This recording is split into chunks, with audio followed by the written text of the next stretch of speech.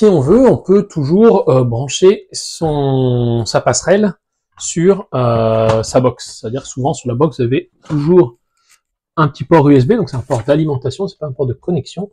Vous voyez, sauf qu'ici, vous voyez, je suis dans un placard, je suis au rez-de-chaussée, donc tout à l'heure j'étais à l'étage. Vous voyez, c'est pas idéal parce que mettre là-dedans, ça bloque un peu le signal Wi-Fi, c'est pas incroyable, en tout cas pour la communication entre mes têtes et ma passerelle. Donc je vais pas brancher ma passerelle dans mon cas ici. Donc on se retrouve à l'étage pour l'installation de notre passerelle. Donc comme je vous disais, il suffit de prendre des blocs USB là de téléphone portable, donc ça transforme du 220 en 5 volts. On prend le câble d'adaptateur et on branche notre passerelle. Là il y a un port USB, un port mini USB, on le branche. Une fois que la passerelle est branchée, normalement, vous devriez avoir un clignotement sur la LED rouge, avec normalement un clignotement lent qui indique que la passerelle recherche un appareil auquel se connecter. On se retrouve à présent sur le téléphone pour la suite des opérations. Donc ici, c'est sur un iPhone, mais ce serait exactement pareil sur un téléphone Android. Donc on va sur l'Apple Store et on cherche l'application Tuya Smart Life. Donc à ce stade, rien de très difficile, on télécharge l'application et on va se créer un compte, donc selon les cas, soit à votre nom, soit au nom de votre client si vous installez chez quelqu'un. Une fois que tout est OK, on va se retrouver sur cet écran d'accueil de l'application Tuya Smart Life. Donc là, on va aller cliquer en haut à droite sur la petite croix pour commencer à ajouter des appareils à notre installation. Au préalable, on s'assure qu'on donne toutes les autorisations nécessaires à l'application, notamment d'accès au réseau local, au Bluetooth, tout ça. Et surtout, on s'assure que le téléphone soit bien connecté au Wi-Fi de la maison. À ce stade, comme on est en train d'ajouter un appareil, l'application nous propose tout un tas d'appareils différents, parce qu'il y en a énormément qui peuvent être ajoutés, mais ici, on va aller dans contrôle de la passerelle. Des passerelles, il en existe tout un tas, et dans notre cas, on est dans un cas très simple, puisqu'on est dans la passerelle Zigbee, donc le cas le plus en haut à gauche. Donc à ce stade de l'application, on va nous demander sur quel réseau la passerelle va se connecter. Donc normalement, c'est celui sur lequel vous êtes déjà actuellement connecté sur votre téléphone. Il va falloir donc renseigner le mot de passe de ce Wi-Fi pour que la passerelle puisse s'y connecter toute seule. Petit aparté, car à ce stade, vous êtes susceptible de rencontrer dans de rares cas des problèmes de connexion. En effet, si le Wi-Fi de la maison émet sur une bande de fréquence de 5 GHz et non de 2,4 GHz, les appareils de domotique en fait, ne se connectent pas sur les fréquences de 5 GHz.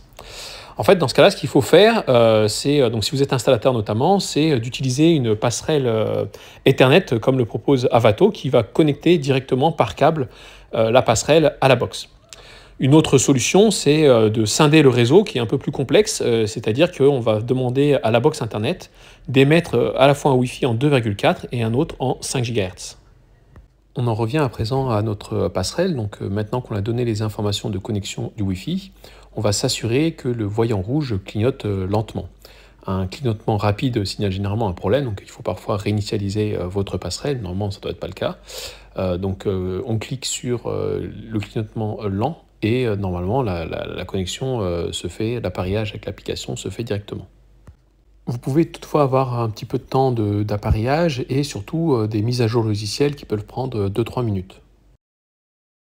Donc à présent, on va ajouter nos têtes thermostatiques à notre installation. Donc pour cela, ce qu'il ne faut pas faire, c'est cliquer sur la petite croix en haut à droite pour ajouter un appareil comme s'il était indépendant. En fait, si vous faites ça, vous allez tomber sur toute la liste des appareils possibles et imaginables et vous n'allez pas trouver vos têtes thermostatiques. Ce qu'on veut en fait, c'est que c'est la passerelle qui pilote notre réseau de têtes thermostatiques.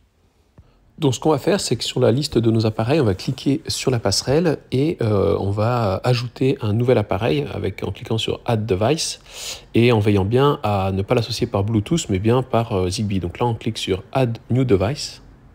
Donc à présent, notre passerelle est en recherche d'appareils et ce qu'on va faire, c'est qu'on va se mettre devant la tête thermostatique et tourner la molette jusqu'à atteindre le mode off, donc on descend la température. Et là, on va appuyer 3 à 5 secondes sur le bouton et attendre que le petit icône de recherche de signal sur la tête s'affiche. Donc là, normalement, assez rapidement, vous devriez détecter la tête qui devait apparaître voilà, sur l'application. Donc là, on clique dessus et on peut renommer le radiateur comme on veut. Donc là, par exemple, je vais l'appeler le radiateur de la salle de bain. Une fois que notre tête est installée, elle apparaît dans la liste des appareils. On peut cliquer dessus et par exemple avoir accès à tout un tas de contrôles. Par exemple, ici, le radiateur est éteint, mais on peut l'activer manuellement et par exemple monter sur une température de 20 degrés. Donc vous voyez là, le radiateur va se mettre en chauffe, on va voir une petite flamme apparaître le temps que l'aiguille recule. Mais vous voyez, à partir de cet écran, on peut également, par exemple, régler des programmes hebdomadaires ou par exemple bloquer la tête pour les enfants. Voilà, à présent, toutes mes têtes sont installées, donc j'en ai 4 avec ma passerelle. Donc là, je vais vous montrer quelques fonctionnalités avancées. Donc le but, c'est pas forcément de tout détailler dans Tuya Smart, déjà parce que l'application évolue beaucoup, donc il y a peut-être des nouvelles choses qui peuvent apparaître. Donc par exemple, quand on clique sur un radiateur, en bas, on a une barre dans laquelle il y a plusieurs fonctions avancées. Donc par exemple, il y a Programming Mode qui permet de déterminer chaque jour la chauffe qu'on veut de manière très fine, donc chaque jour, chaque heure, selon ses allées et venues dans le logement, la température qu'on souhaite. Donc ça permet de vraiment faire des économies d'énergie en fonction de si on est présent ou pas. Dans Function Setting, en bas à droite, on peut faire plusieurs choses. Par exemple, activer le mode hors gel. On peut également changer d'unité, par exemple si on préfère être en Fahrenheit plutôt qu'en degrés. Ou encore, on peut faire des corrections de la température si on constate que en fait, la température mesurée par la tête n'est pas bonne. Il est également possible dans History Carry de savoir l'historique de chauffe. Donc là, évidemment, comme je viens de l'installer, on ne voit pas vraiment grand-chose. Mais ça permet de retracer au fil de la journée les moments où justement le radiateur était ouvert. On va terminer sur une fonction importante qui est celle de grouper des radiateurs ensemble. Donc par exemple, si vous avez une pièce, une grande pièce dans laquelle il y a 2, 3, 4 radiateurs qui fonctionnent ensemble, vous ne voulez pas les régler indépendamment les uns après les autres, vous préférez qu'un réglage fonctionne pour tout le groupe. Donc dans ce cas-là, ce qu'on va faire, c'est qu'on va sélectionner un radiateur. Donc par exemple ici, radiateur de la grande pièce. Je clique ensuite sur le petit icône en haut à droite et je vais sur créer un groupe, ce qui va me permettre de rajouter les radiateurs que je souhaite qui fonctionnent ensemble. Donc par exemple ici je vais cliquer sur celui de la mezzanine. Une fois que le groupe est créé, c'est important de le renommer et si possible avec un nom assez explicite, donc pas comme moi ici qui ai juste rajouté un S à radiateur. Notez que la création d'un groupe ne supprime pas dans la liste des appareils les radiateurs individuellement, c'est-à-dire que vous pouvez toujours les régler séparément. Lorsque vous cliquez sur un groupe, en fait, le groupe fonctionne comme un seul et même radiateur et il suffit ensuite après de régler par exemple la température ou par exemple vous pouvez même définir un programme pour le groupe entier.